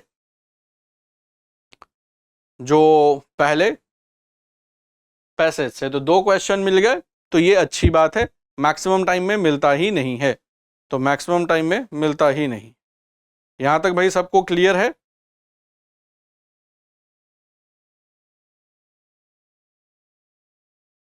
चलो नेक्स्ट क्वेश्चन है कि when was the original armed force special power act was passed by parliament. तो देखो पार्लियामेंट से पास किया हुआ है, तो एक स्टैट्यूटरी लॉ है, that is act passed by parliament, और ये पास हुआ था 11 सितंबर 1958 को। Escalation due to the violence in north east states, तो ये 11 सितंबर 1958 को पास किया गया था, due to the escalation in violence in northeastern states, due to the escalation in violence in northeastern state। तो करेक्ट आंसर होगा भाई ऑप्शन ए। अब है which of the organization strongly criticized March 2025 extension of AFSPA in Nagaland, causing it as a valiant upon due to the dignity of Naga rights people. अब देखो यहां पर एक देखो कि this decision would rooted in national security priorities has sparked a significant backlash, especially in Nagaland, where the Naga Student Federation, so where the Naga Student Federation has denounced it as a valiant affront to the dignity, rights and democratic pursuit of the Naga people। तो NSF है Naga students federation, और यहां पर option में भी है भाई Naga student federation, तो करेक्ट आंसर होगा ऑप्शन बी जो कि है नागा स्टूडेंट फेडरेशन। तो इस बार 3 क्वेश्चन मिल गए पैसेज से, तो 5 में से 3 पैसेज से मिल गए, that's a very good thing, but it is not a common phenomena. होता है कई बार 2 से 3 क्वेश्चन मिल जाते हैं, but it's not a common phenomena. I hope it is clear to all my dear friends.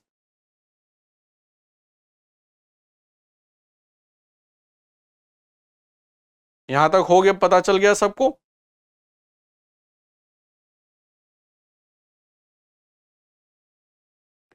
ठीक है, ये बात तो सबको समझ आ गई। अब देखो यहां पर सबसे इंपॉर्टेंट है कि अब आते हैं अपने थर्ड पैसेज पर। ये बेसिकली गंगोत्री ग्लेशियर का जो सिस्टम बिहेवियर है इसी पर डिस्कशन है। तो यहां पर बेसिकली ग्लेशियल डिस्कशन पर टॉपिक है, और ये कहीं ना कहीं आप इन्वायरमेंट एंड इकोलॉजी से संबंधित टॉपिक है। अब है कि इन अगस्त 2025 a study by IIT Indore using a decades of hydrological data and advanced computing modeling had recently revealed a key change in the Gangotri glacier system behavior, an iconic source of Bhagirathi river. Historically, this saw peak discharge in August, but now this has been shifted to July. The shift attributed to significant factor, a decline in the snowmelt contribution due to ongoing glacier retreat and rise in rainfall and groundwater inflows, arguing the river to flow earlier in monsoon cycle। अब यहां पर पूरी की पूरी passage जो है आपका इसी पर बेस्ड है। अब देखो यहां पर है according to the study what is the primary contributor of annual flow in Gangotri river system, glacial melt, snow melt, rainfall, lay off या बेस फ्लो। अब देखो यहां पर इसका एक पैसेज में एक लाइन कहा गया है कि this shift is attributed to 2 significant factors, a decline in the snowmelt contribution due to ongoing glacial retreat and rise in the rainfall and groundwater inflows, arguing river to flow earlier in the monsoon cycle. According to the study, what is the primary contributor in annual flow of the Gangotri glacial system? Glacial melt, snow melt, rainfall, layoff या base flow। अब देखो यहां पर सीधा सीधा लिखा हुआ है कि स्नोमेल्ट कंट्रीब्यूशन, तो करेक्ट आंसर क्या होगा? ऑप्शन ए जो कि है स्नोमेल्ट कंट्रीब्यूशन। तो इसका करेक्ट आंसर होगा ऑप्शन बी, यानी जो बी ऑप्शन है स्नोमेल्ट कंट्रीब्यूशन, ये इसका करेक्ट आंसर होगा। एक पैसेज हमें मिल गया आराम से, एक क्वेश्चन का तो मिल गया हमें पैसेज से। चलिए अब अगले दोस्तों क्वेश्चन पर आते हैं, देखते हैं अगला क्वेश्चन क्या है कि if the peak discharge the Gangotri glacial system has shifted August to July, what does this imply about the monsoon system and glacial dependency of rivers in Himalaya?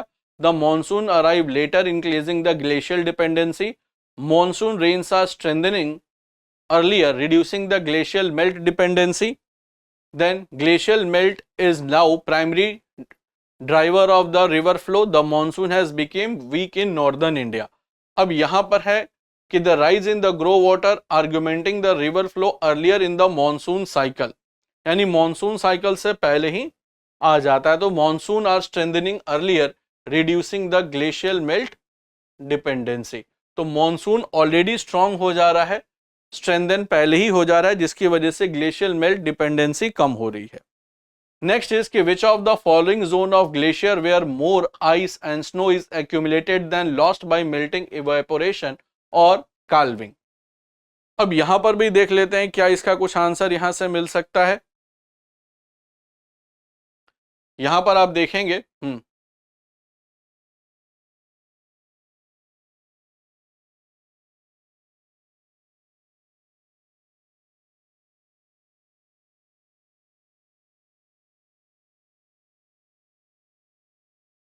अब देखो यहां पर इससे कोई आंसर इसका नहीं मिल रहा है, तो सीधा सीधा है कि जो कि which of the following zone of glacier where more ice and snow is accumulated then lost by melting and evaporation is called.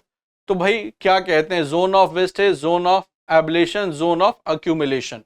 तो भाई यहां पर glacier where more ice and snow, where more ice and snow is accumulated, तो इसका क्या answer होना चाहिए, zone of accumulation. इसके बाद है कि which of the following landform is created by glacial erosion. तो ग्लेशियल इरोजन से देखो दो लैंडफॉर्म बनता है, देखो डेल्टा नहीं बन सकता क्योंकि डेल्टा हमेशा रिवर बनाती है, ये ग्लेशियर्स नहीं बनाते। तो डेल्टा तो रिवर बनाती है, ग्लेशियर तो बनाएंगे नहीं, तो ये तो पहला ऑप्शन इसी तरह एलिमिनेट हो गया।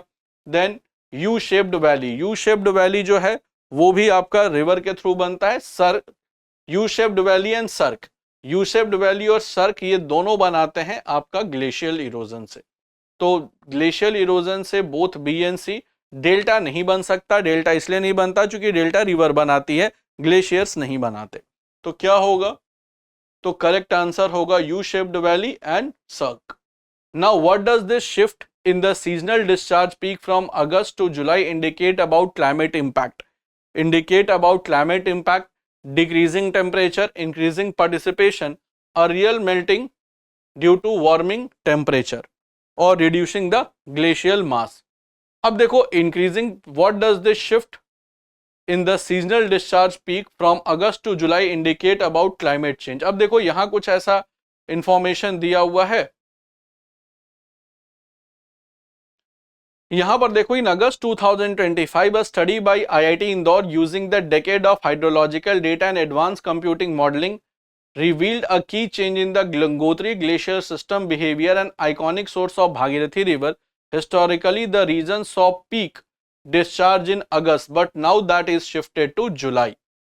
The major shift is decline in the snowmelt contribution due to the ongoing glacial retreat and rise in the rainfall and groundwater inflows earlier in the monsoon cycle. अब यहां पर देखोगे कि बेसिकली यहां पर अगस्त से जुलाई में क्या क्लाइमेटिक शिफ्ट हो रहा है। अब यहां पर है कि जैसे गर्मी बढ़ जा रही है और गर्मी बढ़ने की वजह से ग्लेशियल जो है वो पिघल रहे हैं, so that is the earlier melting due to the warming of temperature. हो गया। नेक्स्ट है कि according to study August 2025 what major changes has occurred in the Gangotri glacier system discharge pattern.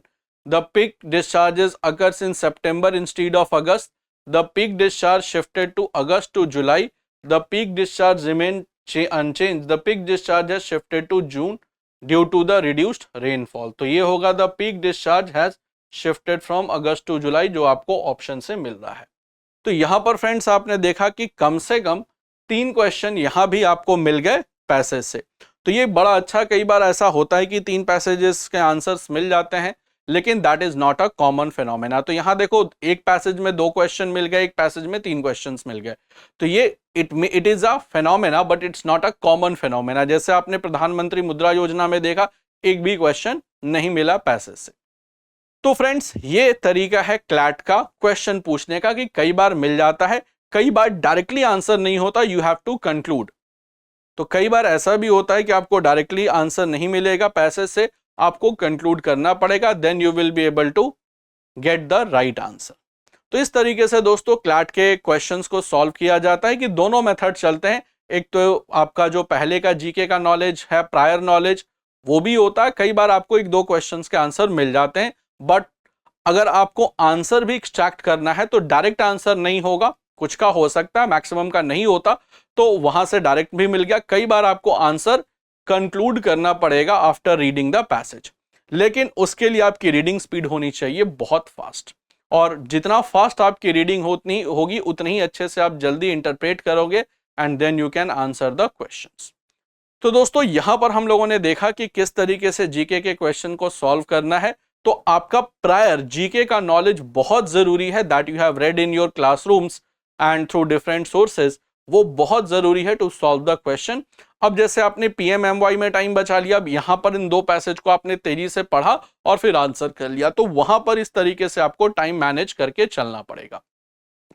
तो उम्मीद करता हूं फ्रेंड्स कि जो जीके का डिस्कशन है आपको प्रॉपरली समझ में आ गया होगा और किस तरीके से इसको सॉल्व करना है वो भी आपको क्लियर हुआ होगा। और फ्रेंड्स, अगर ये सेशन आपको पसंद आ रहा है, पूरा सीरीज हमारा एफर्ट्स आपको पसंद आ रहा है, तो don't forget to like and share the videos. साथ ही साथ अगर आपका कोई फ्रेंड क्लैट के लिए मोटिवेट हो रहा है या आपके कोई जूनियर मोटिवेट हो रहे हैं, क्लैट के लिए सोच रहे हैं कि प्रिपेयर करें, तो आप उनके साथ भी ये वीडियो शेयर कर सकते हैं। So that was from the GK side and let's meet in our next discussion. Hello everyone, स्वागत है आप सबका हमारे 75 डे एनएलयू चैलेंज में। हम मॉक डिस्कस करने वाले हैं, राइट? तो लीगल रीजनिंग के मॉक्स को हमने पहले भी डिस्कस किया था। आई होप कि आप समझे कि मैंने किस तरह से क्वेश्चंस को सॉल्व किया, किस तरह से मैंने आंसर्स को कंक्लूड किया। वही जो पैटर्न था जो हमने पुराने मॉक्स में अडॉप्ट किया था, उसी को हम कंटिन्यू करेंगे, right? I am seriously hoping that by this time you have understood how to solve these questions, right? Anyhow, so my approach is based on an assumption कि आप already इसे या तो solve कर चुके हैं या फिर आप passage पढ़ चुके हैं। तो मैं बहुत ज़्यादा deep में नहीं जाऊंगी, but क्योंकि मैं assume कर रही हूँ कि आप already you have already solved it. खैर, let's start. Passage number 1, part 20 of the Constitution lays down the procedure. Okay. जैसे कि मैं करती हूँ हमेशा, कुछ भी important है underline कर लिया जाएगा। Okay, part 20 lays down amending the Constitution. Article 368 has the power to amend the Constitution by adding, modifying, repealing provisions, provided the amendment bill is passed by special majority in both houses and, if required, ratified by at least half of the state legislatures. Subsequently, requires President's assent. Assent is mandatory for the bill to become Constitutional Amendment Act. For some amendments affecting federal features, bill must also be ratified by the also be ratified अगर federal features को affect कर रहा है, okay, of not less than half of the states through resolution passed before the bill presented to the president. However, in the landmark Keshwanand Bharti case 1973, the Supreme Court imposed a crucial limitation known as the basic structure. According to this, all the parliament has wide powers to amend, cannot alter the constitution's basic structure or essential features. Regarded as the foundation principles form the soul of the Constitution, any amendment seeks to destroy or damage is declared unconstitutional. Has been judicially discerned to include, among others, the supremacy, democratic republican form of government, secularism, separation of powers, federalism, judicial review, rule of law, protection of fundamental rights, unity and integrity of nation, and the principle of equality. Acts as safeguard to ensure that the core values of the framework endure despite necessary amendments. ठीक है, simple सा passage है, basic structure पे base कर रहा है। चलो questions पे आते हैं। What happens if Parliament passes an amendment bill without the required ratification by states where it is required? तो बिल लॉ बन जाएगा? The answer is नहीं, बिल लॉ नहीं बनेगा, है ना? ऑलरेडी पैसेज बता रहा है कि भाई अगर रैटिफिकेशन चाहिए तो रैटिफिकेशन करना पड़ेगा, तो बिल लॉ नहीं बनेगा। B is the answer, simple है। What was the significant restriction placed on Parliament's power to amend the Constitution in the Keshwanand Bharti? ठीक है, तो हमें पता है कि बेसिक स्ट्रक्चर का रेस्ट्रिक्शन आ गया था। अमेंडमेंट हो सकता है लेकिन बेसिक स्ट्रक्चर को वायलेट करता हुआ अमेंडमेंट नहीं हो सकेगा, right? This was held. Parliament can not amend any part of the constitution, ऐसा तो नहीं कहा गया था, काट देते हैं। President has overriding power to veto amendments, ये भी कुछ नहीं था, काट देते हैं। Ratification by all state legislatures is mandatory before presidential assent, ये भी कोई basic structure का part नहीं, काटेड। Cannot alter basic structure or essential. This is the answer. Quite easy. Which of the following best describes basic structure doctrine? ठीक है। Now this is a little more, हालांकि passage में समझा रखा है, लेकिन अगर आप बेसिक स्ट्रक्चर समझते हैं तो इस तरह की क्वेश्चंस को और आसानी से सॉल्व कर पाएंगे। Which of the following best describes judicial principle that guarantees parliament's unlimited power? No, unlimited तो है ही नहीं, काटो। Judicially created doctrine that limits parliament's power to amend core essential features of the constitution. Executive power allowing president to review amendments? No. Legislative process requiring joint sittings? No. B. Core essential features of the constitution cannot be amended. This is what basic structure tells us. ठीक है, moving on. Question 34. Which of the following features is not considered part of basic structure? Supremacy constitution की of course है basic structure, है ना? तो ये passage में ही लिखा हुआ है, फेडरलिज्म है बेसिक स्ट्रक्चर, सेक्युलरिज्म है basic structure, duration of parliament is not the basic structure, so this is not the basic structure. It is not given in the passage also. Is the president required to give assent to constitutional amendment passed by the president? The answer is yes. है ना, हम समझते हैं कि भाई कोई भी law, कोई भी बिल अगर लॉ बनने के लिए प्रोसेस में है, तो उस प्रोसेस को तब तक कंप्लीट नहीं किया जा सकता जब तक कि प्रेसिडेंट उस पे असेंट ना दे दे, मोहर ना लगा दे। तो नो के ऑप्शंस को तो हम हटा ही देंगे, दो ऑप्शन बचे। Yes, it is mandatory. Yes, but can return it for reconsideration. Now, the answer is हम यहाँ पे तो है ही नहीं, क्योंकि पैसेज इस पे बिल्कुल साइलेंट है। Passage is not really telling us कि भाई प्रेसिडेंट की क्या पावर है, वो वापस कर सकता है, वो वीटो कर सकता है। No, the passage is not on president's power on bills anyway. It is on the amendment power of the parliament, which requires president to give his assent. So it is mandatory. A is the answer. Okay. तो ये assumption के basis पे अगर कुछ बच्चे इसको चुन रहे हैं, तो आप पैसेज को समझ नहीं पाए हैं, या फिर आप पैसेज के कॉन्टेक्स्ट को समझिए। देखिए, मैं आपको पहले भी समझा चुकी हूँ कि ऑप्शन तक पहुंचने का सबसे सिंपल रास्ता जो होता है, वो ऑप्शन का पैसेज से रिलेशन होता है। अगर रिलेशनशिप गहरा है, बिल्कुल एक दूसरे के सगे हैं दोनों, तो ही वो ऑप्शन सही है। अगर रिलेशनशिप में कुछ ना कुछ डाइल्यूशन है, तो फिर वो ऑप्शन सही नहीं होता। अब ऐसे अगर देखा जाए on the basis of your knowledge, ये ऑप्शन सही हो सकता है, लेकिन पैसेज के साथ इसका कनेक्शन नहीं है, इसीलिए ये सही नहीं होगा। ठीक है, moving on. A constitution amendment bill is passed by both houses of parliament with the required special majority. However, it seeks to alter provisions related to the distribution of powers between union and the states.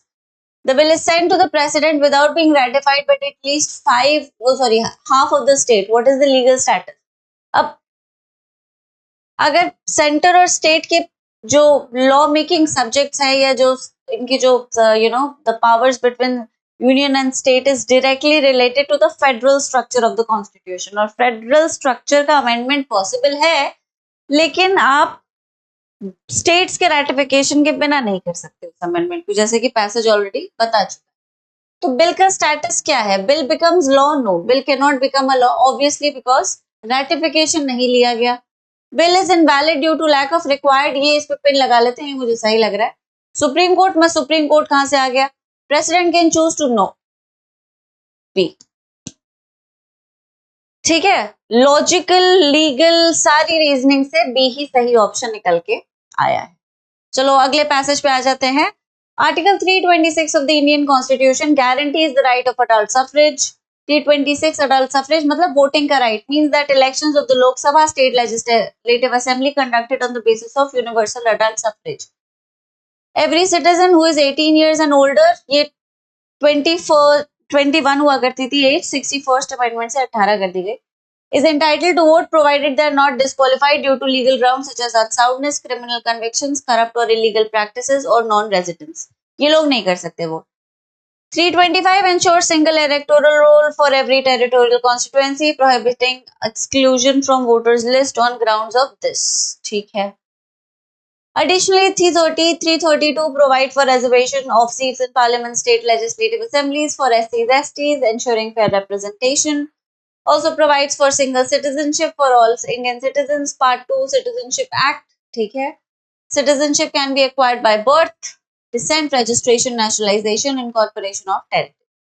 Citizens are entitled to equal civil political rights such as right to vote, contest elections, eligibility to hold high constitutional offices. Importantly, no citizen can be discriminated. Okay, ठीक है। Simple सा ही passage है और काफी concise भी है, छोटा सा पैसेज। ठीक है, क्वेश्चंस पे आ जाते हैं सीधा। Aditi, aged 17 years 11 months, applies to be enrolled in the voters list for the upcoming election, or election officer rejects. Is the rejection valid? क्या होगा इसका आंसर? इलेक्शन, क्या ये रिजेक्शन वैलिड है? ऑब्वियसली वैलिड है, क्योंकि 18 साल से ऊपर की उम्र होनी चाहिए। 17 साल की है, भले ही 18 साल होने में एक महीना है, लेकिन 18 साल की वो हुई नहीं है। ठीक है, सो there is no nothing in between. Law is quite black and white when it comes to rights. ठीक है, तो the answer is the rejection valid? Yes, the rejection is valid. तो no के ऑप्शंस को तो हटा ही दो. दो ऑप्शन बचे, एक बी और एक सी. Yes, because she has not attained the age of 18. Obviously यही सही आंसर है, पर दूसरा भी पढ़ लेते हैं, because only permanent residence है. कई बार आंसर के ना ऑप्शन के 1 2 3 वर्ड्स को शुरुआत में पढ़ के ही समझ आ जाता है कि भाई ये तो हो ही नहीं सकता, राइट? तो आप उसे पूरा पढ़ने में टाइम मत वेस्ट कीजिए, काट दीजिए उसको. Which grounds can disqualify an individual from being registered as a voter? Unsoundness and criminal convictions? Yes. Religion, caste? No. Social status? No. Political? No. A. पहला ही आंसर है. Rohit's name was removed from the electoral roll because he belongs to a scheduled tribe. He challenges the decision. What should be the outcome? बहुत जाहिर सी बात है, exclusion valid नहीं है क्योंकि भाई ये तो डिस्क्रिमिनेशन हो गया, ये अलाउ नहीं करता कॉन्स्टिट्यूशन. एक्सक्लूजन वैलिड है, इज वैलिड काट दो, इज वैलिड काट दो, इज वैलिड काट दो. एक ही ऑप्शन बचा, invalid. Basically what I am trying to say is कि पैसेज कंडीशंस नहीं दे रहा कि भाई ऐसे किसी रेस, कास्ट, सेक्स, रिलीजन के बेसिस पे discrimination is unconstitutional. End of story. अब इस डिस्क्रिमिनेशन को जस्टिफाई किया जा सकता है, इसके एक्सेप्शंस हैं वगैरह, ये सब पैसेज में नहीं दे रखे हैं, तो we'll forget about them completely. The passage tells us that this discrimination is not allowed and that is the information we are going to work with, right? तो आप बाकी सारे ऑप्शंस को एक्सक्लूड कर सकते हैं बस इस बेसिस पे. वैलिड है, वैलिड है, वैलिड है, सब काट दीजिए. एक ही ऑप्शन है जो बता रहे हैं कि इनवैलिड है, जो कि सही आंसर भी है. Why? Because it violates Article 325. It was given in the passage. Quite simple.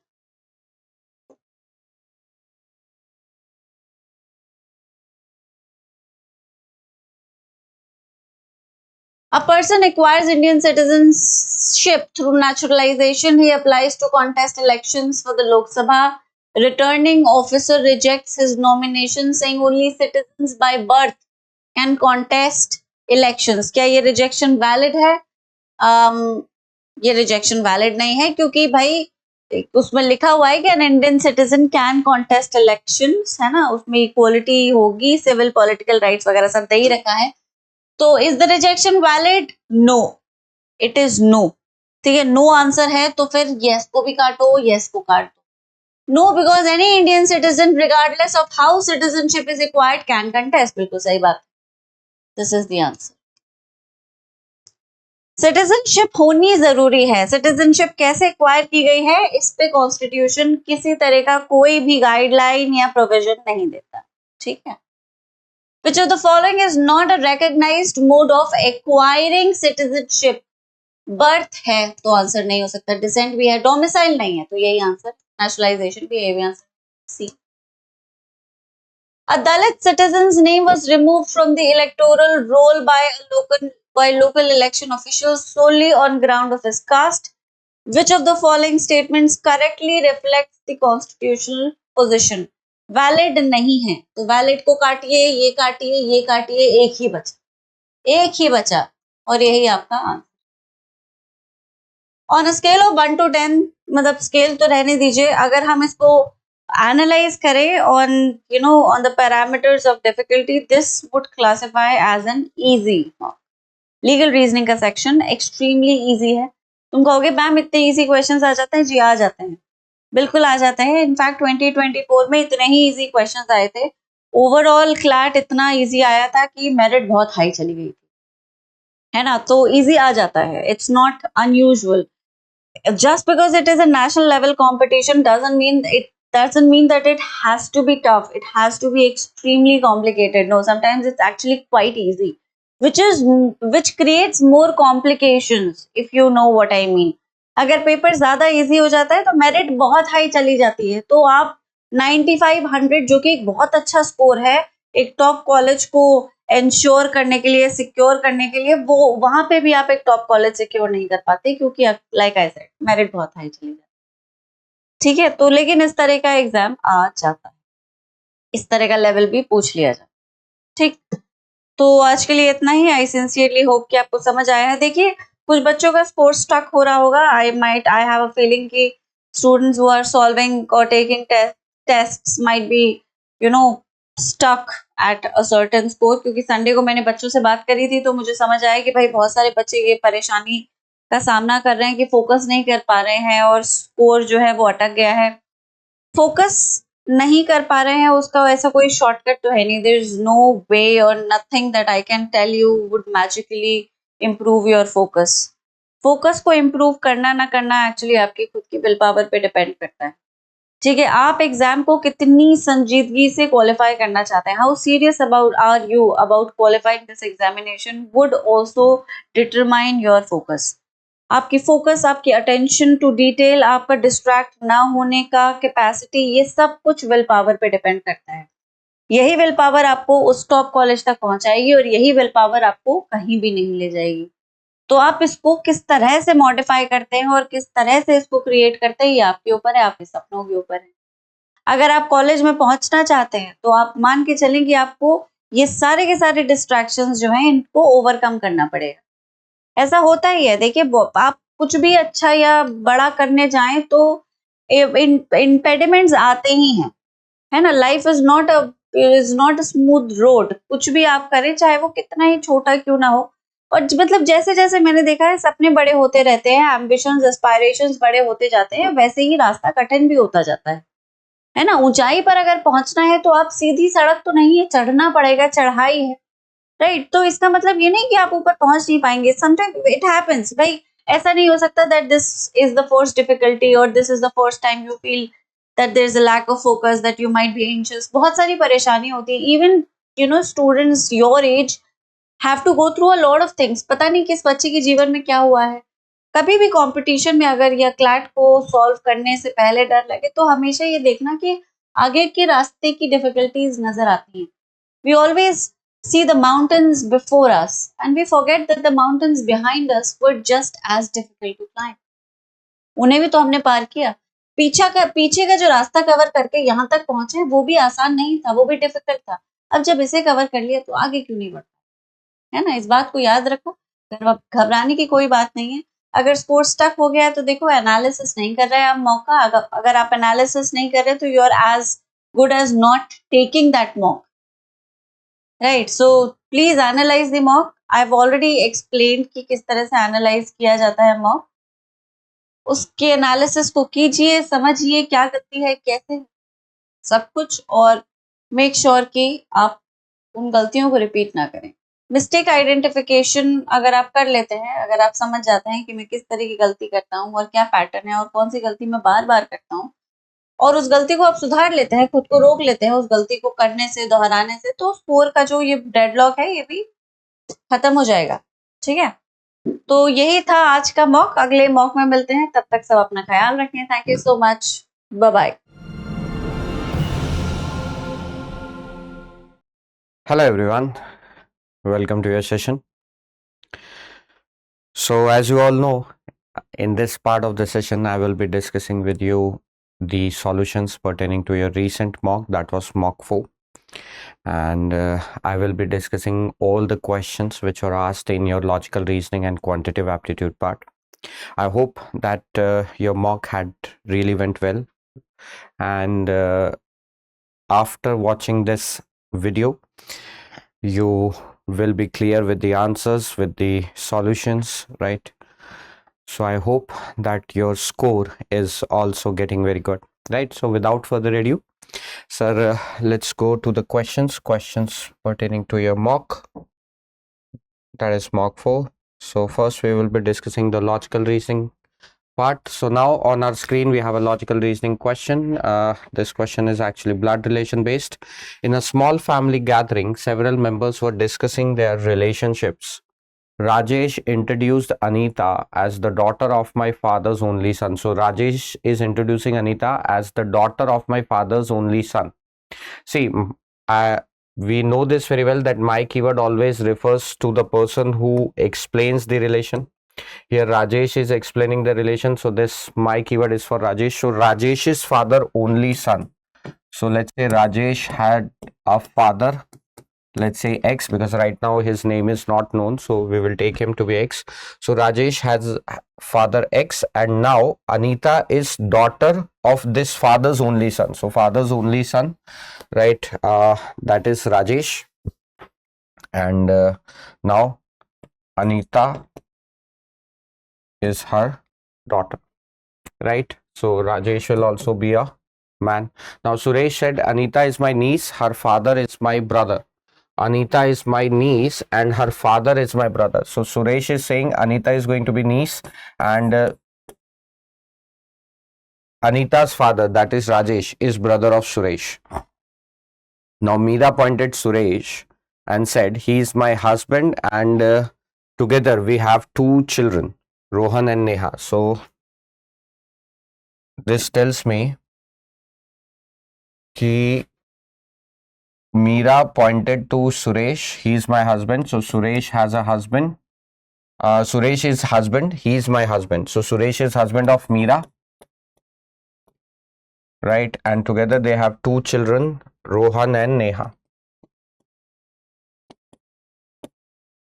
Rohan and Neha. Neha said, Anita is my cousin. Neha said, Anita is my cousin. Okay, right? And her father is my uncle. Fine. Finally, Rohan said, Anita and I share the same grandfather. Right, correct. Their grandfather is same, that is X. Right. So now who is Rajesh in relation to Anita? Here we should not have only son. We should have like son, but still we could have drawn this diagram. Who is Rajesh in relation to Anita? Who is Rajesh in relation to Anita? Father. Right. So for 43, my answer would be father, option A. Next question, based on the same set of information. Who is common grandfather of Anita and Rohan? Common grandfather of Anita and Rohan. Suresh's father, Rajesh's father. Both are the same person because Suresh and Rajesh both are children of X, right? So Suresh's father and Rajesh's father both are the same person. So my answer would be option C, right? For question number 44, answer was option C. Next, who is father of Rohan and Neha? Who is father of Rohan and Neha? Suresh, right? As we can see in this chart, father of Rohan and Neha is Suresh. So for question number 45, answer was B. Next question, Rohan said Anita and he share the same. Rohan said Anita and he share the same grandfather. How is Rohan related to Rajesh? See, Rohan and Anita share the same grandfather. So how is Rohan related to Rajesh? For Rajesh, Rohan will be his brother's son, right? So answer would be nephew. We call brother's son as nephew, right? So answer will be option B. Question number 47. If Rohan is Meera and Suresh's son, yes, what is Neha in relation to Rajesh? So Neha's relation to Rajesh will be, Neha is Suresh and Meera's daughter. Suresh is brother of Rajesh. So Neha will be Rajesh's brother's daughter, and we call her as niece. We call brother's daughter as niece. So answer would be niece. Next, how is Suresh related to Anita? How is Suresh related to Anita? How is Suresh related to Anita? For Anita, Suresh is going to be father's brother. We call father's brother as uncle. Right, so for question number 48, the answer was B. Right, so this was the solution. Now we have the next information. At a family wedding, the following were present: Mr. Rajiv, Mrs. Kavita, Neha, Rohan, Priya, Sameer and Meera. Rajiv is married to Kavita. So Rajiv is married to Kavita, right? So Kavita would be a female, Rajiv would be a male because Mr. and Mrs. is being given. They have 3 children, Neha, Rohan, Priya. They have 3 children, Neha, Rohan and Priya. Now Neha is married to Sameer. Neha is married to Sameer. So Neha is married to Sameer. Neha and Sameer have a daughter, Meera. Neha and Sameer have a daughter, Meera. And Rohan is unmarried while Priya is engaged, but her fiance is not present, is not part of the gathering, right? So he was not present there. Sameer has no siblings. Sameer has no siblings. All right, fine. Right. So Priya is also engaged. Rohan is unmarried. So these were the members. Now based on this, what questions we had? How is Rajiv related to Meera? Sir, how is Rajiv related to Meera? Right? So now Meera has a mother Neha and Rajiv is Neha's father, right? So mother's father, right, would be grandfather, right? Due to the restriction of the options, we can mark the answer as grandfather, right? Mother's father, we call him as maternal grandfather. But because the options had a restriction, we know this very well, that if option says grandfather, right, here in this case, they are meaning it to be maternal grandfather because of the restriction of the option. Right? Suppose if anyone has a confusion, suppose if sir D option would have been none of these, then we would have marked none of these because maternal grandfather would be the more precise answer. Right? Because whenever grandfather keyword is being used, we by default take it to be paternal side. But here, since restriction, because this what examiner will also do, we know this very well, right? I have taught you these things in class itself, that my examiner can do that. My examiner can make such an options, right, where the answer would be from the maternal side, but he is not using the keyword maternal, right? But restriction of the options will tell me to use the by default paternal side. Right, by default we take it to be paternal side, but because of restrictions here in this case we will assume that maternal was present. Now if Priya marries in future, how will her husband be related to Meera? If Priya marries in future, Priya is maternal aunt. Priya is maternal aunt because mother's sister, we call her as maternal aunt. So Priya is maternal aunt, and husband of maternal aunt, we call him as maternal uncle by marriage, right? Next, so answer would be option C. Question number 51. If Neha is eldest child, who is Meera's maternal uncle? If Neha is eldest child, who is Meera's maternal uncle? Rohan, right? Because Rohan would be brother of Neha. So Rohan is going to be maternal uncle. So for question number 51, answer was option A.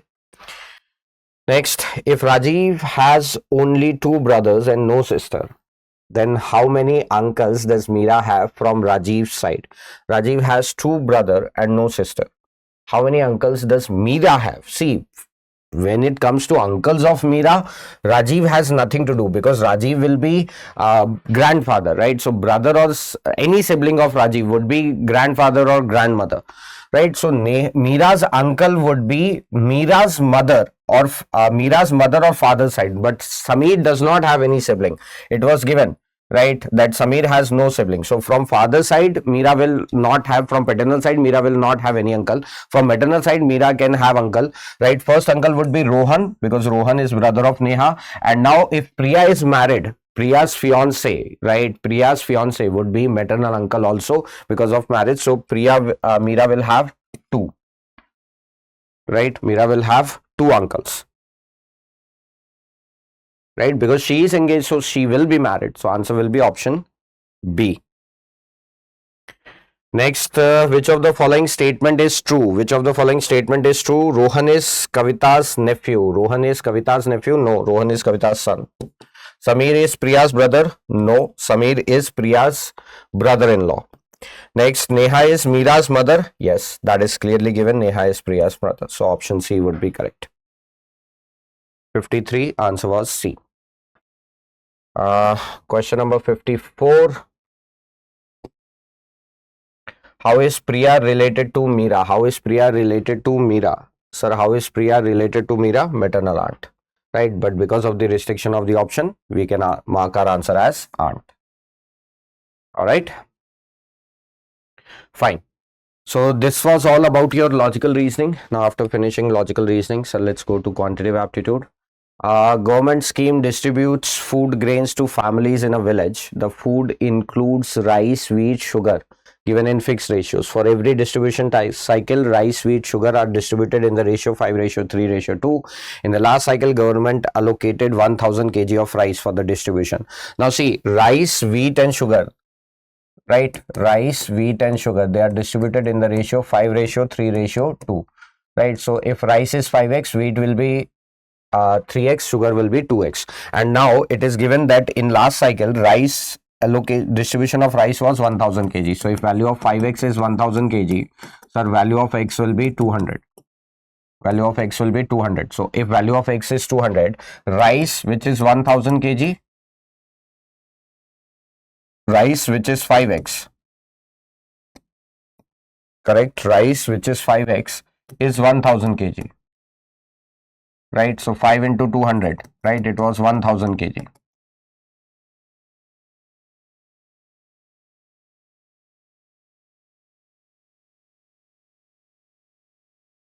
It was 1000 kg.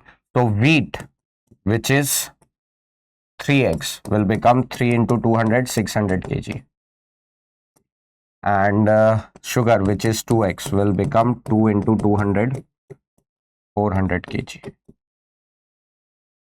Right, now it says the scheme, the grains are divided among 200 families. So 200 families are getting this, right? So 1000 kg of rice will be distributed among 200 families.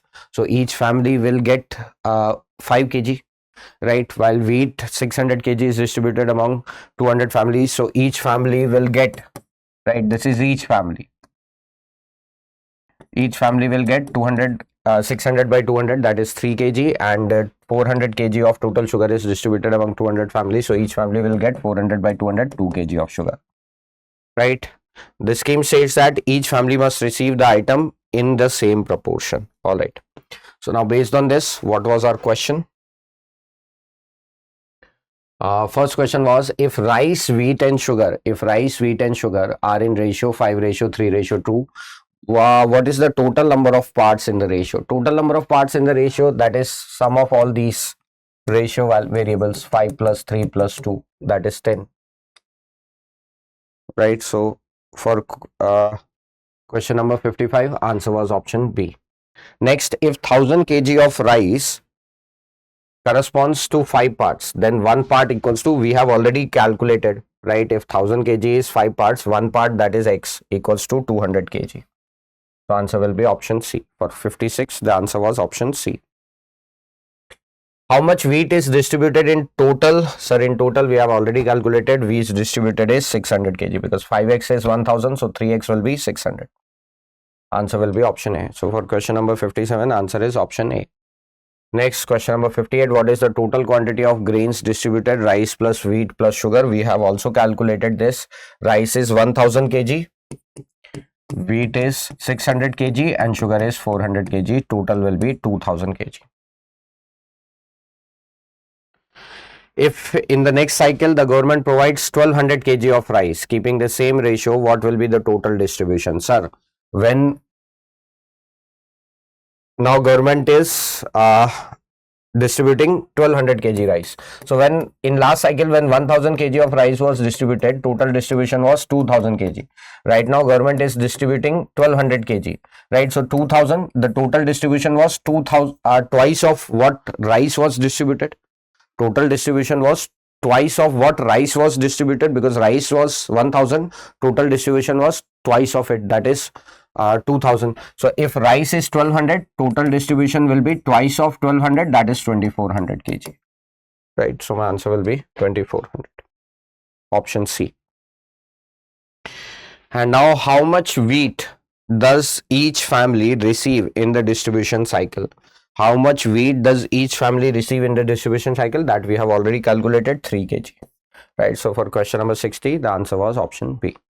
Right, so these were the questions and their solutions pertaining to your mock 4, right? I hope all the solutions got clear to you. The questions were relatively good, right? So when we meet up in next session, right, we will be discussing your solutions pertaining to mock 5. I hope all the solutions got clear to you. You got a fair idea how you should have approached these questions, right? So all the very best for your upcoming mock 5, right? I hope that mock also goes really well. You score very good, right? So let's meet up in the next session where we will be discussing solution of it, right? So thank you so much for watching this session. Keep learning, keep smiling.